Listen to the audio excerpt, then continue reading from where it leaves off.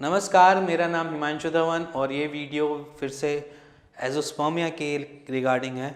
Azoospermia माने कि नील sperm count. अगर आपकी रिपोर्ट नील स्पर्म काउंट की आई है तो यहाँ पर थोड़ी बहुत एक आशा जग जाती है, क्योंकि हम पेशेंट देखते हैं, पेशेंट में एक सामने नई रिपोर्ट आई है कि वो बेसिकली उनको जो दिक्कत थी नील स्पर्म काउंट की थी, उनका सिर्फ और सिर्फ हमने 1 मंथ का ट्रीटमेंट किया, जिसकी वजह से जो आज की डेट में जहाँ पर वो स्टैंड करते हैं उनकी जो रिपोर्ट है वो बस 40 मिलियन स्पर्म काउंट है। साथ में उनकी मोटिलिटी जो है वो 30% है, जो आज की डेट में अभी कम है मोटिलिटी, ओलिगोस्पर्मिया में स्टैंड करते हैं, बट एज़ोस्पर्मिया से बेटर है। अगर आज की डेट में वो IVF ट्राई करते हैं या IUI ट्राई करते हैं तो ज़्यादा हिट रेट है उनके सक्सेस होने के। तो अगर आप एज़ोस्पर्मिया के पेशेंट हैं और आप पैनिक कर रहे हैं किसी भी रीज़न से कि ये दिक्कत, वो दिक्कत, ऐसी दिक्कत, वैसी दिक्कत, क्या करूं क्या ना करूं, तो अगर आप खुद से ही चेक करना चाहते हैं कि आपका ट्रीटमेंट संभव है या नहीं है,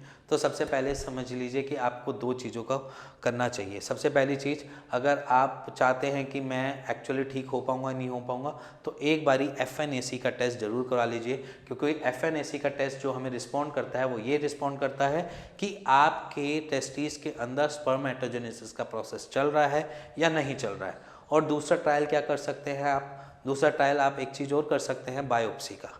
बायोप्सी थोड़ा महंगा प्रोसीजर होता है, इसलिए हम रिकमेंड नहीं करते। FNAC एक थोड़ा सस्ता प्रोसीजर है, उससे आप एक बारी गो थ्रू हो सकते हैं और अपने दिक्कत को समझ सकते हैं। अगर उसमें मैच्योरेशन अरेस्ट आता है या कुछ और चीज़ें आती हैं या अनऑर्गेनाइज स्पर्मेटोजेनेसिस आता है, वो एक रिपोर्ट अलग बताएगी। बट अगर आपके पास बायोप्सी या FNAC की रिपोर्ट है तो आप मेरे को नीचे वाले नंबर पर भेज भी सकते हैं, उसका एक राइट आंसर भी ले सकते हैं और सॉल्यूशन भी मिल सकता है। बट ये तो सिर्फ हुई एज़ोस्पर्मिया की। एज़ोस्पर्मिया आया क्यों? क्योंकि बहुत सारे पेशेंट्स होते हैं जिनको नॉर्मली ऑब्स्ट्रक्टिव एज़ोस्पर्मिया हो जाता है। ऑब्स्ट्रक्टिव माने कि कुछ ना कुछ रुकावट हो गई, वासा डिफेंसा के अंदर कुछ ब्लॉकेज हो गई है, या मे बी शायद उनकी स्पर्मेटिक कॉर्ड में ब्लॉकेज हो गई है, या मे बी कुछ भी हो सकता है, वहाँ पर ऑब्स्ट्रक्टिव एज़ोस्पर्मिया आ जाता है कि किसी ना किसी कारण से आपका स्पर्म बाहर ही नहीं जा रहा। वासा डिफेंसा में अगर ऐसी दिक्कत आती है तो आपका स्पर्म सीमेन के अंदर मिलता ही नहीं है, आपका जो ट्रांसपेरेंट जो आपका सीमेन है वो ट्रांसपेरेंट सा लगता है, वो ट्रांसपेरेंसी हो जाती है।